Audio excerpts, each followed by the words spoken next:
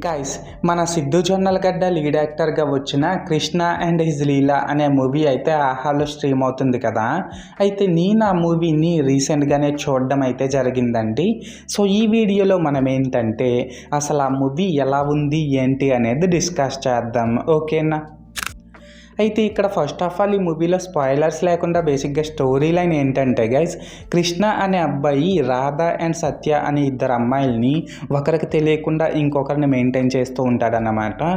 అయితే ఇక్కడ ఏంటంటే గైస్, ఎట్ ఎ టైం ఇద్దరితో ప్రేమాయణం నడుపుతున్న మన కృష్ణ తాలూకు ట్రయాంగిల్ లవ్ స్టోరీలో అసలు ఏం జరుగుతుంది ఏంటి అనేది మనమైతే మూవీలో చూడాల్సి ఉంటుంది.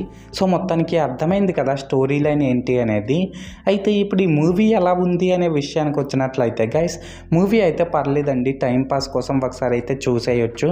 అండ్ ఇప్పుడు ఈ మూవీలో నాకు కనిపించిన ప్లస్ పాయింట్స్ ఏంటంటే, ఈ మూవీలో మన సిద్ధు జొన్నలగడ్డ కృష్ణ అనే క్యారెక్టర్లో ఒక కన్ఫ్యూజ్డ్ బాయ్ ఫ్రెండ్గా చాలా బాగా యాక్ట్ చేశాడు. అండ్ ఇందులో హీరోయిన్స్గా చేసిన శ్రద్ధ శ్రీనాథ్, సాలని వీళ్ళిద్దరు కూడా పర్లేదు, బాగానే పెర్ఫామ్ చేశారన్నమాట.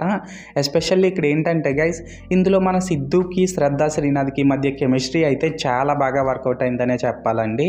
లాస్ట్గా ఏంటంటే ఈ మూవీకి శ్రీచరణ్ పాకాల గారు ఇచ్చిన మ్యూజిక్ కూడా బాగా యాప్ట్ అయిందన్నమాట. ఈ మూవీకి తను ఇచ్చిన సాంగ్స్ అండ్ బీజిఎం అయితే ఒక మంచి ఫీల్ని ఇచ్చాయనే చెప్పాలి.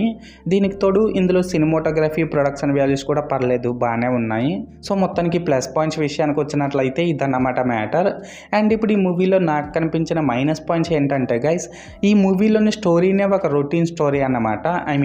ఒక అబ్బాయి కానీ లేదా అమ్మాయి కానీ ఒక ట్రయాంగిల్ లవ్ స్టోరీని రన్ చేయడం అనేది మనం ఇంతకు ముందు కొన్ని మూవీస్లో చూసేసాం కాబట్టి ఇది మనకంత ఇంట్రెస్టింగ్గా ఏమనిపించదు. దీనికి తోడు ఇందులో చాలా సీన్స్ ఏమో బాగా స్లోగా రన్ అవుతుంటాయి అన్నమాట. అలాగే క్లైమాక్స్లో వచ్చే ఎమోషన్స్ కూడా పెద్దగా వర్కౌట్ అవ్వలేదనే చెప్పాలండి.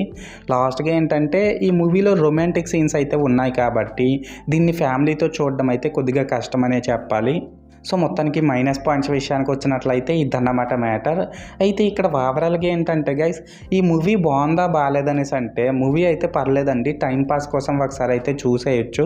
అండ్ నేను ఈ మూవీకి 5కి 2.25 రేటింగ్ ఇస్తున్నా. సో మీరు కూడా ఒకవేళ ముందే ఈ మూవీని చూస్తున్నట్లయితే మీరు దీనికి ఎంత రేటింగ్ ఇస్తారో అది కామెంట్ సెక్షన్లో చెప్పేయండి, ఓకేనా. This is Lokesh signing out. జై హింద్.